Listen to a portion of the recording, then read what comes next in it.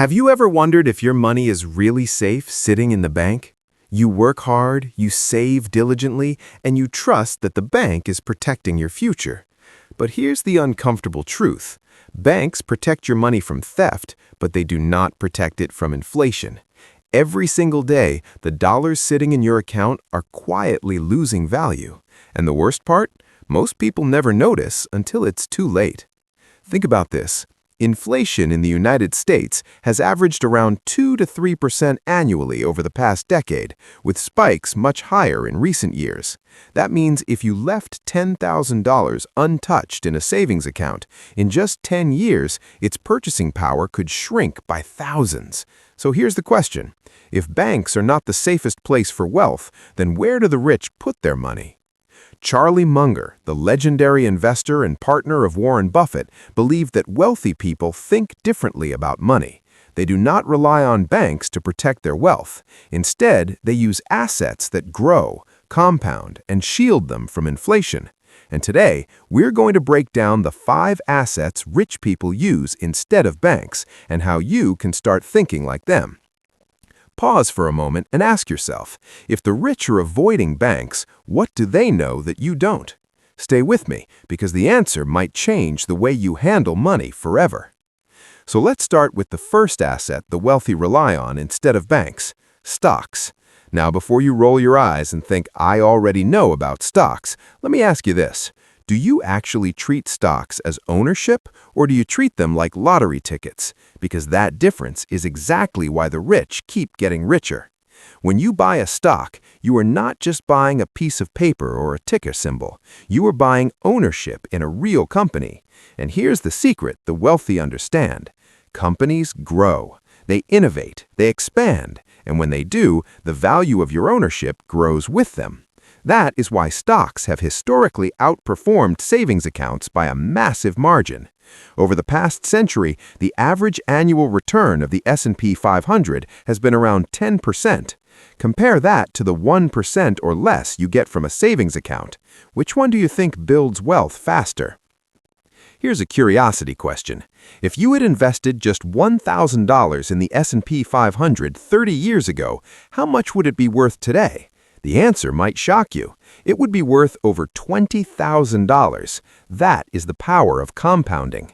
And that is why the wealthy treat stocks as a long-term growth engine, not a short-term gamble. Let me share a quick story. Imagine Sarah, a young professional who always kept her money in the bank because it felt safe. 10 years later, she realized her savings had barely grown, while her friend who invested in a simple index fund had doubled his money. Sarah thought she was being cautious, but in reality, she was losing ground. That is the trap most people fall into. Safety feels good, but growth feels better. So here's the takeaway. If you want to think like the wealthy, stop treating stocks like a gamble. Start treating them like ownership, because ownership is what builds wealth while you sleep. Now let's move to the second asset the wealthy rely on: bonds. At first glance, bonds may seem boring compared to stocks, but here's the question. If stocks are the engine of growth, what keeps the car steady when the road gets bumpy? That's where bonds come in. Bonds are essentially loans you give to governments or corporations. In return, they promise to pay you back with interest.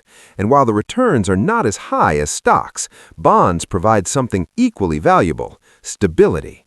When markets crash, bonds often hold their ground. And that balance is exactly why the wealthy use them. They know that wealth is not just about growing fast, it's about surviving storms. Here's a curiosity hook. Did you know that during the 2008 financial crisis, while stocks dropped by more than 30%, many government bonds actually gained value? That means investors who held bonds had a cushion while others panicked. And that cushion is what allows the wealthy to stay calm, patient, and ready to buy when everyone else is selling. Let me share a quick example. Imagine Michael, who invested only in stocks. When the market dipped, his portfolio dropped sharply and he panicked. Meanwhile, his friend Anna had a mix of stocks and bonds. Her portfolio dipped too, but not nearly as much. She stayed calm, held her investments, and even bought more at lower prices. Years later, Anna's portfolio was worth far more than Michael's. Why? Because she had balance. and balance is what bonds provide. So here's the takeaway. Bonds may not make you rich overnight, but they protect you from being poor overnight. And that protection is exactly why the wealthy include them in their strategy. Now let's talk about the third asset the wealthy rely on, real estate. And here's the question. Why do so many millionaires and billionaires own property? Is it just about luxury homes and vacation spots? Not at all. The real secret is that real estate is both tangible and productive. It's an asset you can see, touch, and live in, but it also generates income while it appreciates in value. Think about it. When you own a rental property, you're not just holding land, you are creating monthly cash flow. That cash flow can cover expenses, pay down debt, and eventually become pure profit. And while you're collecting rent, the property itself is often rising in value. That means you're building wealth in two directions at once: income today, appreciation tomorrow. Here's a curiosity hook. Did you know that over the past 50 years, U.S. home prices have risen by an average of about 5% per year? That means a home worth $100,000 decades ago could easily be worth several times that today. And that is why the wealthy love real estate. It's not just shelter, it's a wealth engine. Let me share a quick story. Imagine Lisa, who bought a small duplex 10 years ago. She rented out one side and lived in the other. Her tenants helped pay her mortgage every month. Over time, the property doubled in value, and Lisa had built equity without even realizing it. She didn't just live in her home, she turned it into an investment. And that is exactly how the wealthy think. They see property not just as a place to live, but as a tool to grow wealth. So here's the takeaway. Real estate is more than bricks and mortar. It's a tangible asset that produces income and appreciates over time. And that combination is why the wealthy rely on it as a cornerstone of their financial strategy. Now let's move to the fourth asset the wealthy rely on, businesses. And here's the question. Why do the richest people in the world own companies instead of just working for them? The answer is simple. Ownership creates cash flow and equity that banks can never provide. When you own a business, you're not just earning a paycheck, you are building an asset that can grow, scale, and pay you even when you're not working. That's why entrepreneurs and investors love businesses. They produce income, they build equity, and they can be sold for far more than they cost to start. And here's the secret. You don't have to be Elon Musk or Jeff Bezos to benefit. Even small businesses can create life-changing wealth. Here's a curiosity hook. Did you know that over 80% of millionaires in the U.S. own or invest in businesses? That means the majority of wealth is not built by saving, it's built by owning. And that ownership is what separates the wealthy from everyone else. Let me share a quick story. Imagine Daniel, who worked a 9-to-5 job for years. He saved diligently, but his money grew slowly. Then he started a small online business selling products he loved. Within a few years, the business was generating more income than his job. Daniel didn't just earn money, he built an asset that could be sold, scaled, or passed down. That is the power of business ownership. So here's the takeaway.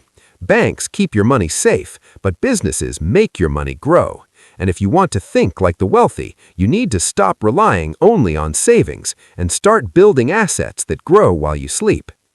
Finally, let's talk about the fifth asset the wealthy rely on, commodities and inflation hedges. And here's the question. What do you do when everything else feels uncertain? When stocks are volatile, bonds are shaky, and even real estate feels risky? The wealthy turn to assets that protect value, not necessarily grow it. Think of gold, silver, or other commodities. These are not designed to make you rich overnight. They are designed to preserve your purchasing power when inflation eats away at cash. That's why for centuries, gold has been called a store of value. It doesn't depend on governments, banks, or interest rates. It simply holds its worth when paper money loses ground. Here's a curiosity hook. Did you know that during periods of high inflation, gold prices often rise sharply? That means while cash in the bank is shrinking, gold is holding steady or even gaining. And that is why the wealthy keep a portion of their portfolio in commodities. It's not about growth, it's about protection. Let me share a quick example. Imagine David, who kept all his savings in cash during a period of high inflation. His purchasing power dropped year after year. Meanwhile, his friend Maria held part of her wealth in gold and other commodities. While her cash lost value, her gold held strong. Maria didn't get rich from gold, but she protected her wealth, and that protection is priceless. So here's the takeaway. Commodities and inflation hedges are not glamorous, but they are essential. They are the shield that protects your wealth when everything else feels uncertain. And that is why the wealthy use them as part of their strategy. So let's bring it all together. The wealthy don't rely on banks to protect their money. They rely on assets. Stocks for growth, bonds for stability, real estate for tangible income and appreciation, businesses for cash flow and equity, and commodities for protection against inflation. Each one plays a role, and together they form a strategy that keeps wealth safe, growing, and resilient. Here's the mindset shift. Banks protect your money from theft, but they cannot protect it from time. Inflation eats away at cash every single day. That's why the wealthy think differently. They don't just save, they build. They don't just protect, they grow. And that difference is what separates financial freedom from financial frustration. Here's a pause and ask yourself, are you relying on banks to keep your money safe, or are you building assets that make your money work for you? Because the answer to that question will determine your financial future. Here's the challenge. Before this month ends, take one step toward owning an asset. It could be buying your first stock, investing in a bond fund, saving for a property, starting a side business, or even holding a small amount of gold. The size doesn't matter. What matters is that you start. Because once you start, you begin thinking like the wealthy. And thinking like the wealthy is the first step to becoming wealthy. So here's the final takeaway. Banks are for transactions. Assets are for wealth. If you want freedom, you need to stop relying only on savings and start building assets that grow while you sleep. Thank you for watching. If this message resonated with you, subscribe to Cherinet Invests for more strategies the wealthy use to protect and grow their money. And don't forget to hit the notification bell so you never miss the next video. Until then, stay focused, stay intentional, and remember, wealth isn't built in banks, it's built in assets.